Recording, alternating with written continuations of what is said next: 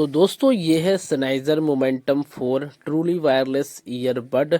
और आज का हमारा टॉपिक है how to factory reset Sennheiser Momentum 4 earbud, यानी कि सनाइजर मोमेंटम 4 ईयरबड को फैक्ट्री रीसेट कैसे करते हैं।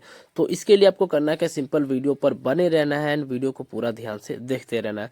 तो अब हम बात कर लेते हैं इसे रीसेट कैसे करते हैं। तो इसके लिए आपको करना है कि सिंपल आपको अपने ईयरबड को इसके चार्जिंग केस में से बाहर निकाल लेना है। तो यहाँ पे आपको सबसे पहले एक साइड का ईयरबड बाहर निकालना है और दूसरा वाला जो ईयरबड है इसके चार्जिंग केस में रख के ही हमने इसके चार्जिंग केस को बंद कर देना है और इसे हम साइड में रख देंगे। तो अब आपको करना है क्या, सिंपल यहाँ पे इस वाले ईयरबड के साथ में यहाँ पे आपको टच कंट्रोल मिलता है और यहाँ पे हमने टच एंड होल्ड करके रखेंगे। तो यहाँ पे हमारा जो एलईडी लाइट है इसमें आपको रेड और ग्रीन लाइट ब्लिंक करना स्टार्ट हो जाएगा।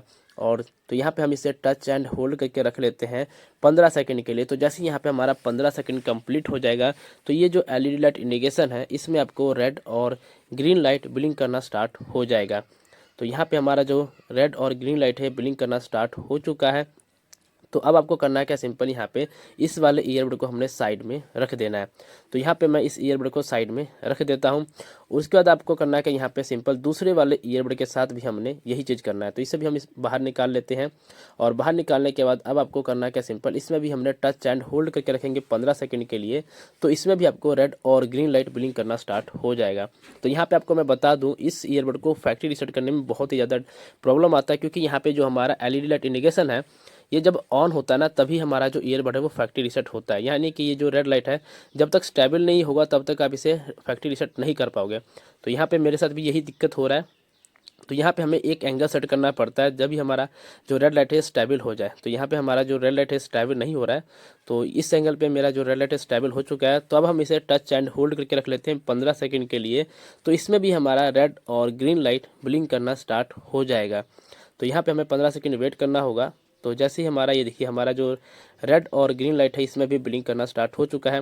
अब आपको करना है क्या, सिंपल यहाँ पे दोनों ही ईयरबड को पास में लेकर आना है। तो यहाँ पे आप देखोगे दोनों ईयरबड में ब्लू लाइट ब्लिंक करना स्टार्ट हो जाएगा और कुछ सेकंड के बाद ये दोनों ईयरबड में ब्लू और रेड लाइट ब्लिंक करना स्टार्ट हो जाएगा। तो यहाँ पे मेरा दोनों ही ईयरबड में रेड और ब्लू लाइट ब्लिंक करना स्टार्ट हो चुका है।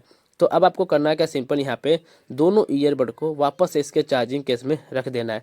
तो यहाँ पे हम इन दोनों ईयरबड को वापस से इसके चार्जिंग केस में रख देते हैं और दोनों ईयरबड को चार्जिंग केस में रखने के बाद अब आपको करना है क्या, इसके चार्जिंग केस को बंद कर देना है। बंद करने के बाद अब आपको 5 सेकंड का वेट करना है। तो यहाँ पे मैं 5 सेकंड वेट कर लेता हूँ। तो जैसे 5 सेकंड कंप्लीट हो जाएगा हमने इसके चार्जिंग केस को ओपन कर देंगे।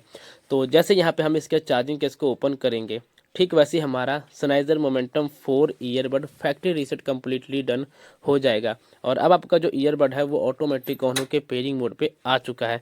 अब आप इसे अपने किसी भी मोबाइल डिवाइस के साथ इजीली कनेक्ट करके चेक कर पाओगे इसमें जो भी छोटे छोटे प्रॉब्लम थे वो सब सॉल्व हो चुका होगा।